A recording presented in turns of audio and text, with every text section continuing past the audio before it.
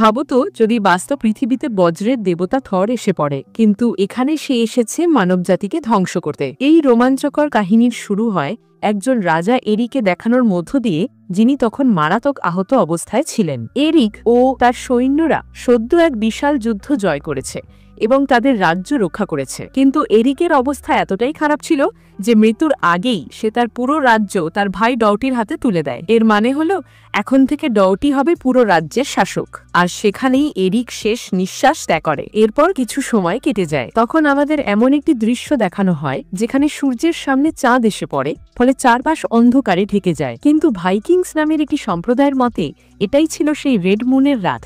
এই রাতে নাকি স্বর্গ আর নরকের মধ্যকার একটি গোপন পথ খুলে দেওয়া সম্ভব। এই তথ্যগুলো পুরনো ধর্মগ্রন্থে লেখা ছিল, তবে অনেক মানুষ এসব কথায় বিশ্বাস করত না। অনেকে মনে করত ভাইকিংস বলে কিছু কখনো ছিলই না। ফলে ধীরে ধীরে মানুষ তাদের পূজা বন্ধ করে দেয়। বহু মানুষ তখন খ্রিস্ট ধর্মে রূপান্তরিত হতে শুরু করে। এই রূপান্তর ভাইকিংদের প্রতি এক প্রকার অবমাননা হিসেবেই দেখা হয়। আর এই সংবাদ যখন বজ্রের দেবতা থরের কাছে পৌঁছায়, সে চরমভাবে ক্ষিপ্ত হয়ে ওঠে। থরও একসময় ভাইকিং সম্প্রদায়ের অংশ ছিল এবং সে চায়নি মানুষ এভাবে তাদের ভুলে যাক। তাই সে খ্রিস্ট ধর্মকে নিজের শত্রু ভাবতে শুরু করে। থরের ছিল অগণিত শক্তি। তার হাতে ছিল এক দুর্ধর্ষ হাতুড়ি, যা দিয়ে সে বিদ্যুৎ উৎপন্ন করে কাউকে ধ্বংস করতে পারত।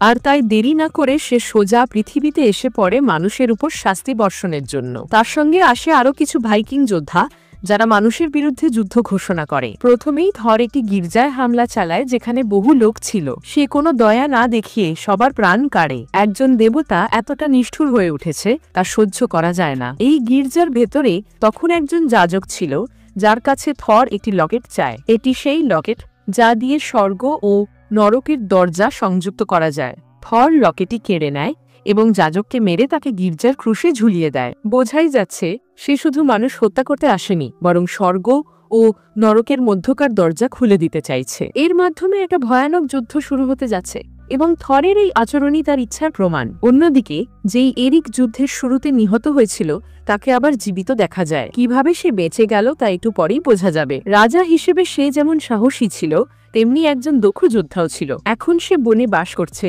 পশু শিকার করে খাচ্ছে। কিন্তু এই মুহূর্তে সে এক দেবতা ফ্রের সঙ্গে দেখা করতে চলেছে। এরিক তখন ফ্রেকে জিজ্ঞেস করে সামনে কি কি বিপদ আসছে। তখন ফ্রে জানায় যে থর ফিরে এসেছে এবং সে নিজের বিদ্যুৎ শক্তি ও সীমাহীন শক্তি দিয়ে পুরো মানব জাতিকে ধ্বংস করতে চায়। এই যুদ্ধ আসলে মানুষের দ্বারা দেবতাদের অবমাননার প্রতিক্রিয়া। প্রথমে সে খ্রিস্টানদের ধ্বংস করবে, তারপর যতক্ষণ না পৃথিবীর সব মানুষ আবার ভাইকিংদের পূজা করে, ততক্ষণ সে তাদের উপর অত্যাচার চালিয়ে যাবে। ফ্রে জানায় একমাত্র এরিকই থরকে থামাতে পারে। যদি সে নরকের পথ ধরে এক জাদুকরী শিং নিয়ে আসে এবং সেই শিং থরের সামনে বাজায়, তাহলে থরের মানবদেহ ধ্বংস হয়ে যাবে। তখন তার সব শক্তিও হারিয়ে যাবে। কিন্তু এরিক বলেছিল, আমি কিভাবে এসব করব? থর তো একজন দেবতা, আর আমি তো শুধু একজন সাধারণ মানুষ। তখন ফ্রে জানায়, তুমি সাধারণ মানুষ নও। বহু বছর আগে যখন তুমি মারা গিয়েছিলে, তখন এক দেবী তোমাকে ভালোবেসে নিজের শক্তি দিয়ে তোমায় বাঁচিয়ে তোলে। তার কিছু শক্তি সে তোমার শরীরে দিয়ে দেয়। ফলে তুমি আর সাধারণ মানুষ নও, তোমার ভেতরে বিশেষ শক্তি আছে, যদিও এখনো তা প্রকাশ পায়নি। এই কথা শুনে এরিকের মনে সাহস জাগে। সে ভাবে, যদি আমি থরকে না থামাই, তাহলে মানব সভ্যতা ধ্বংস হয়ে যাবে। তাই অনেক ভাবনার পর সে ফ্রের পরিকল্পনায় এগোতে রাজি হয়। ফ্রে আরো বলে, তুমি সেই জায়গায় যাবে যেখানে ওই জাদুকরী শিং আছে। সেখানেই তুমি এলুসিন নামের এক জাদুকরকে পাবে। সে তোমার সহায় হবে। তাকে বাজারে গিয়ে খুঁজতে হবে। এরিক এখন সব বুঝে ফেলে এবং তার শৈশবের বন্ধু শেনের কাছে যায়। শেন ছিল সেই বন্ধু যে সবসময় এরিকের পাশে থেকেছে। এরিক তখন শেনের কাছে একটি নৌকা চায় যেন সে জলপথে এগোতে পারে, কিন্তু শেন জানায়, আমি অনেক আগেই নৌকাটা বিক্রি করে দিয়েছি। পরে এরিক সবকিছু খুলে বললে শেন তার পাশে দাঁড়ায়। এবার তারা একসঙ্গে যাত্রা শুরু করে। তারা বাজারে যাওয়ার জন্য বন পেরিয়ে যেতে থাকে। পথে তারা এক লোককে দেখে যে তার সঙ্গে কিছু বহন করছিল। সেই লোক পথ চিনত, তাই তারা তার সঙ্গে যেতে রাজি হয়। হঠাৎ করে এরিক আর শেন কিছু শব্দ শুনতে পায়। তখন সেই লোক তার গাড়ি থামিয়ে এক বাক্সের ভেতর দেখতে যায়। দেখা যায় ভেতরে ছিল ইয়ান নামের এক লোক, যাকে সে অপহরণ করে নিয়ে যাচ্ছিল। এটা দেখে এরিক আর শেন তার সঙ্গে লড়াই করে এবং তাকে পরাজিত করে। এরপর তারা ইয়ানকেও দলে নেয় এবং বন পেরিয়ে শেষমেশ বাজারে পৌঁছে যায়। এখানেই তাদের দেখা হওয়ার কথা এলুসিন নামের সেই জাদুকরের সঙ্গে, যে তাদের নরকের দরজার দিকে পথ দেখাবে। তারা যখন ওই জায়গায় পৌঁছায়, পৌঁছায় তখন হঠাৎ কিছু অজানা মানুষ এরিক আর তার সঙ্গীদের আক্রমণ করে বসে। কারা তারা, কেন আক্রমণ করছে তা কেউই বুঝতে পারে না। তবে এরিক, শেন আর ইয়ান সাহসিকতার সঙ্গে তাদের প্রতিরোধ করে। তারা বুঝে গিয়েছিল এই মুহূর্তে কারণ খোঁজার সময় নেই, আত্মরক্ষা করাটাই আসল। ফলে একে একে সবাইকে পরাজিত করে এগিয়ে যায়। এরিক এবার সোজা একটি বাড়ির ভেতরে প্রবেশ করে। সেখানে সে এলুসিনকে খোঁজে, কিন্তু সেখানে সে পায় এক লোক যার নাম কাল। কাল অত্যন্ত আন্তরিকভাবে তাদের স্বাগত জানায়। তবে এরিক স্পষ্ট জানিয়ে দেয় সে এলুসিনের সন্ধানে এসেছে। তখন কাল জানায় এলুসিনকে হিটলারের লোকেরা অপহরণ করে এক ভয়ানক জায়গা গডল্যান্ডে নিয়ে গেছে, এমন এক জায়গা যেখান থেকে কেউ কখনো ফিরে আসেনি। এই কথা শুনে এরিক সিদ্ধান্ত নেয় যত ভয়ানকই হোক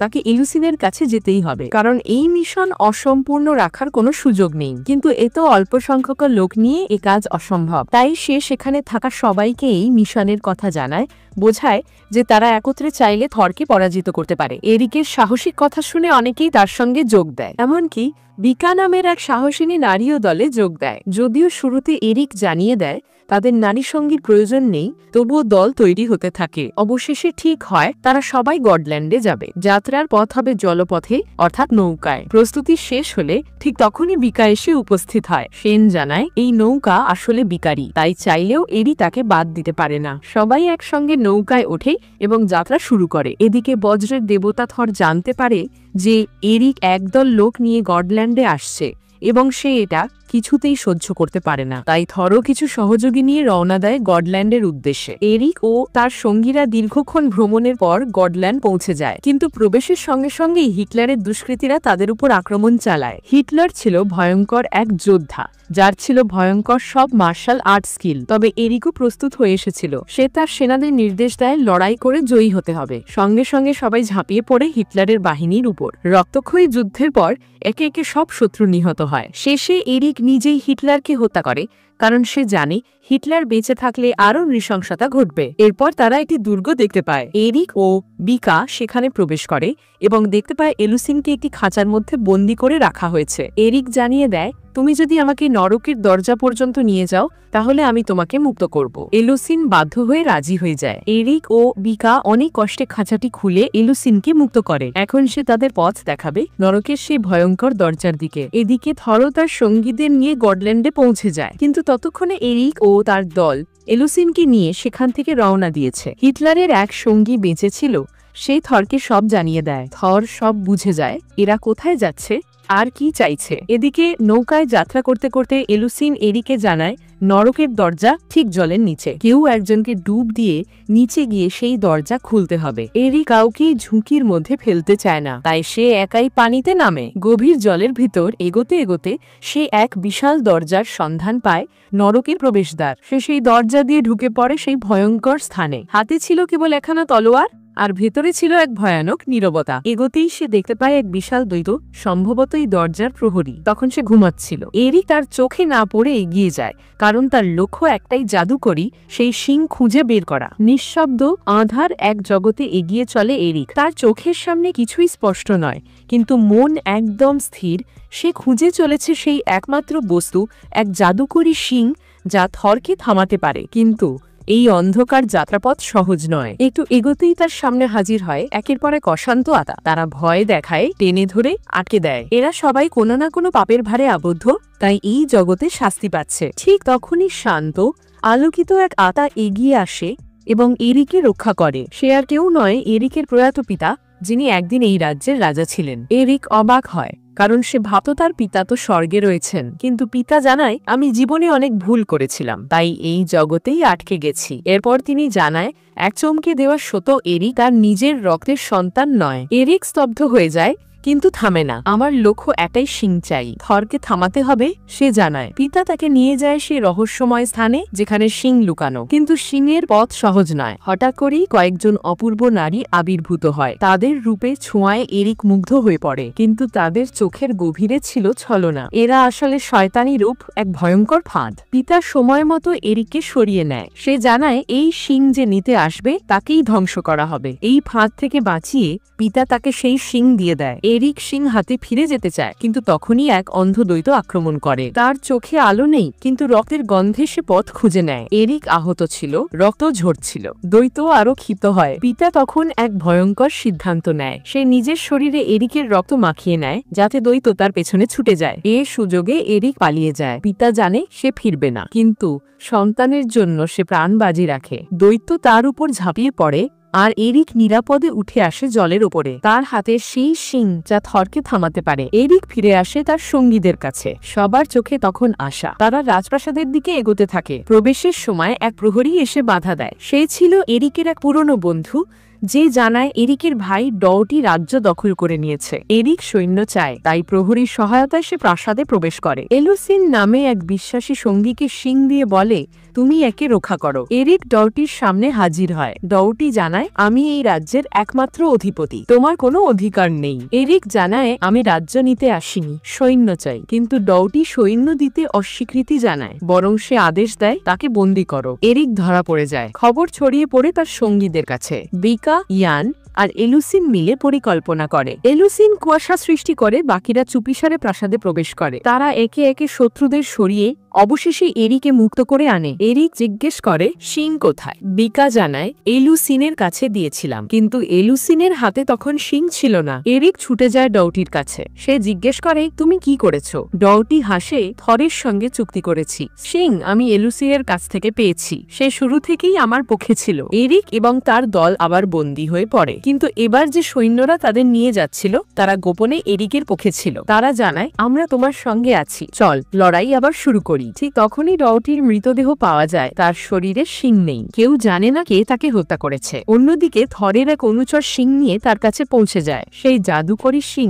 এখন থরের হাতে। থর এবার বিশাল বাহিনী পাঠায় এরিক ও তার সঙ্গীদের বিরুদ্ধে। এরিক জানে তার দলের সৈন্য সংখ্যা কম, কিন্তু সে সবার দিকে তাকিয়ে বলে, আমরা যদি একসঙ্গে থাকি তবে জয় হবেই।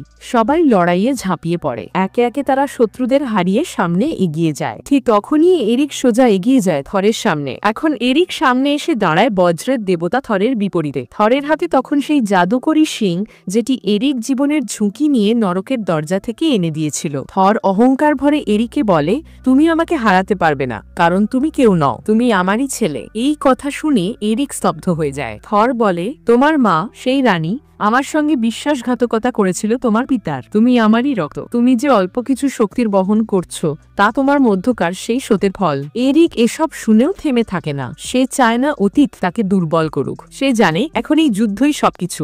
এরিক তখন থরের সঙ্গে যুদ্ধে লিপ্ত হয়, কিন্তু থর এতটাই শক্তিশালী যে এরিকের প্রতিটি আঘাত সে সহজেই ঠেকিয়ে দেয় এবং পাল্টা আঘাতে তাকে আহত করে ফেলে। ঠিক তখন এরিকের সহযোদ্ধারা বিকা, ইয়ান এবং আরো কয়েকজন সামনে এসে যুদ্ধ শুরু করে, কিন্তু দুর্ভাগ্যজনকভাবে কেউই থরের সামনে টিকতে পারে না। থর তখন অত্যন্ত রেগে গিয়ে একটি ভয়ঙ্কর অস্ত্র বের করে এরিকে মারতে এগিয়ে আসে। তবে ঠিক তখনই বিকার সামনে এসে দাঁড়ায়। থরের অস্ত্র তার গায়ে আঘাত হানে আর সে মাটিতে লুটিয়ে পড়ে। বিকার মৃত্যু দেখে এরিকের চোখ জলে ভরে যায়। সে আর নিজেকে ধরে রাখতে পারে না। তার রাগ ও শোক একত্র হয়ে তীব্র শক্তিতে পরিণত হয়। এরিক তখন দ্বিগুণ শক্তিতে থরের ওপর আক্রমণ চালায়। এবার থর বুঝতে পারে তার সামনে যে দাঁড়িয়ে আছে সে আর সেই আগের সাধারণ এরিক নয়। এবার সে ভয়ঙ্কর এক প্রতিপক্ষ। এরিক থরের হাত থেকে সেই হাতুড়ি কেড়ে নিয়ে নিজেই সেটি দিয়ে থরের উপর আঘাত হানে। থর ছিটকে দূরে পড়ে যায়। এরপর এরিক সেই শিং হাতে তুলে নেয় এবং তা বাজিয়ে তোলে। কিন্তু বিস্ময়ের ব্যাপার,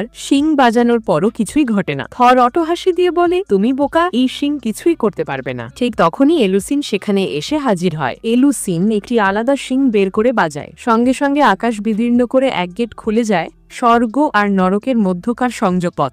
সেই দরজা থেকে এক তীব্র শক্তি বের হয়ে আসে এবং থর ও তার অনুচরদের টেনে নিয়ে যেতে থাকে। এরিক বিস্মিত হয়ে জিজ্ঞেস করে, তুমি তো বলেছিলে আমার কাছে ছিল আসল শিং। তখন এলুসিন জানায়, না, আমি প্রথম থেকেই সন্দেহ করছিলাম ফ্রের উপর, তাই আমি তোমাকে নকল শিং দিয়েছিলাম। আসলটা আমার কাছেই ছিল। এখন তোমার ত্যাগ সফল হলো। অবশেষে সেই গেটের মধ্যে টেনে নিয়ে গিয়ে থর ও তার সমস্ত দুষ্ট অনুচরদের একে একে গিলে নেয় পথটি। সেই ভয়ঙ্কর শক্তির প্রবাহে সবাই শেষ হয়ে যায়। পৃথিবী আবার শান্ত হয়ে ওঠে। তবে এই যুদ্ধে এরিক অনেক কিছু হারিয়েছে। তার বহু সঙ্গী প্রাণ দিয়েছে। সবচেয়ে বড় কষ্ট বিকার মৃত্যু। শেষ মুহূর্তে মুহূর্তে বিকা এরিকে বলে, তোমার সঙ্গে কাটানোর সময় আমার জীবনের সেরা সময় ছিল, আমি তোমাকে ভালোবাসি। এরিক চোখের জলে তাকিয়ে থাকে তার নিথর দেহের দিকে। সে আর কিছু বলতে পারে না, শুধু মৃদুস্বরে বলে, তোমাকে কখনো ভুলবো না। এরপর এরিক ও তার জীবিত সঙ্গীরা নিহত সৈনিকদের দাহ করে। সেই আগুনের শিখায় তারা প্রতিজ্ঞা করে, এই আত্মত্যাগ আমরা কখনো ভুলব না। তারপর ধীরে ধীরে পৃথিবী আবার শান্ত হয়ে ওঠে। এরিক তার প্রিয়জনদের স্মৃতিতে রাজ্য পুনর্গঠনের স্বপ্ন দেখে। হয়তো আগামী প্রজন্ম এই বীরত্বগাথা মনে রাখবে।